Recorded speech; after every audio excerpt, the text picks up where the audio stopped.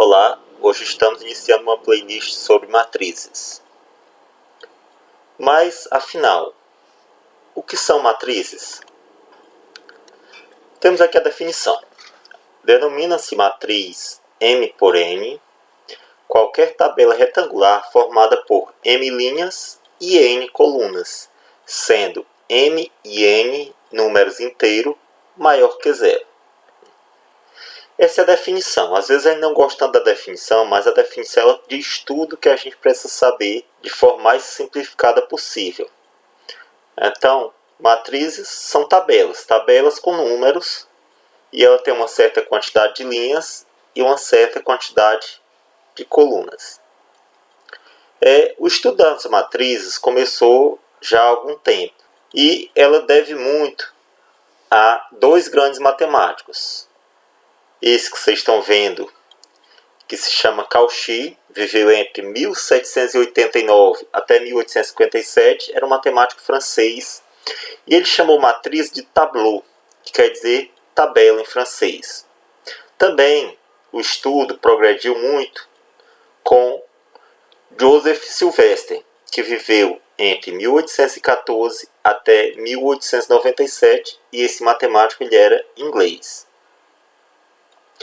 Vamos lá. Isso que vocês estão vendo é uma matriz. Os elementos dela são -5, 18, 7. Tangente de π sobre 6, 0 e 13. Pode parecer estranho ter essa tangente π sobre 6, mas uma matriz pode ter qualquer número real que exista. Então, pode ser um número inteiro, um número racional, um número irracional, ou até a representação de uma tangente que pode ser dada em forma de números. As matrizes ela possuem as linhas. O que é uma linha da matriz? Observem bem. Aí essa seta está indicando a primeira linha dessa matriz, que ela é composta por -5, 18 e 7. Isto aqui é linha, são os números que são alinhados lado a lado. Agora, as matrizes também são compostas por colunas. E o que é uma coluna, professor? Bem simples. Essa seta azul está indicando coluna, que são os números que ficam um abaixo da outra, um abaixo do outro. Então vocês veem aí que tem linhas e colunas. A quantidade de linhas a gente representa pela letra M, M linhas. E a quantidade de colunas da matriz a gente representa pela letra N. Aqui nós temos que os números que compõem a primeira linha são -5, 18 e 7. E já aqui no meio, os números da segunda coluna. A segunda coluna é formada pelos números 18 e 0. Essa matriz, aqui no cantinho, nós temos que ela é do tipo 2 por 3. O primeiro número representa a quantidade de linhas que ela tem. Então, ela tem duas linhas. E o segundo número é a quantidade de colunas. A primeira coluna é essa aqui, -5 e tangente de π sobre 6. A segunda coluna é 18 e 0. E a terceira coluna é 7 e 13. Então está aí a formação da matriz M por N. Quando a gente pede para identificar a matriz, são esses dois números que a gente está pedindo, ou um nome, como vocês vão ver mais à frente. E essa matriz, ela tem a propriedade, ela é chamada de matriz retangular. Por qual motivo, professor?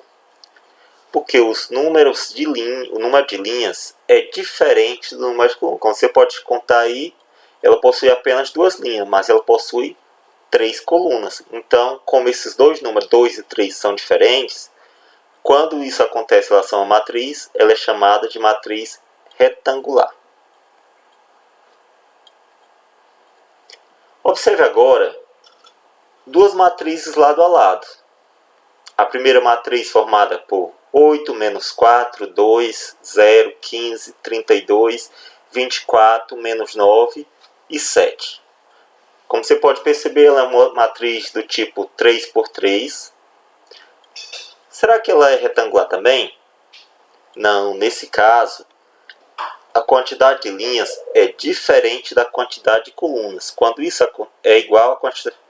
Nesse caso, a quantidade de linhas é igual à quantidade de colunas. Neste caso, a matriz ela é chamada matriz quadrada. Professor, e por que essa matriz ao lado é tão estranha? Ela tem esse A.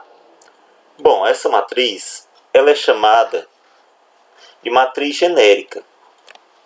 Por que ela tem esse nome?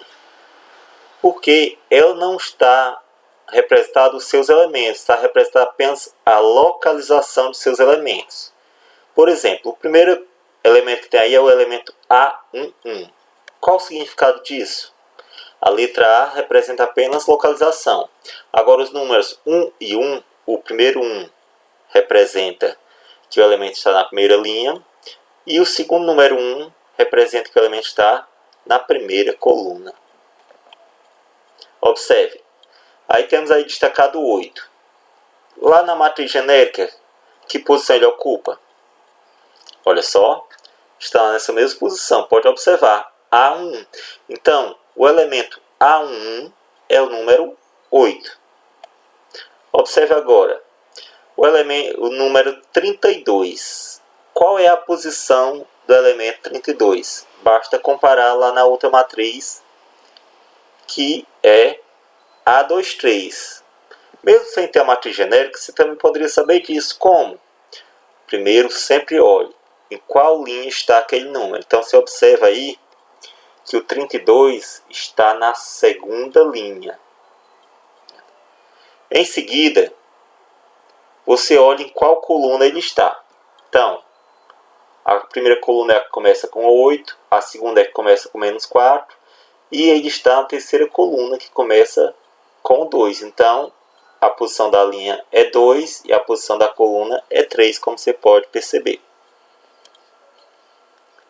E o número -9? Agora você já sabe, né?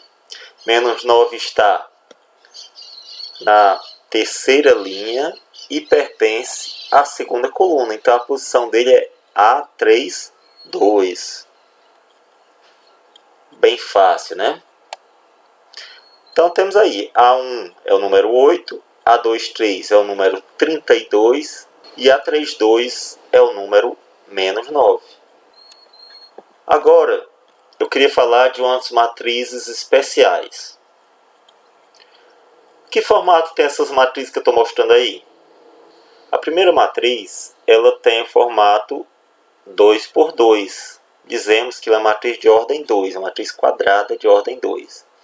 A segunda matriz, ela é formada por 3 linhas e 3 colunas, então ela é uma matriz de ordem 3.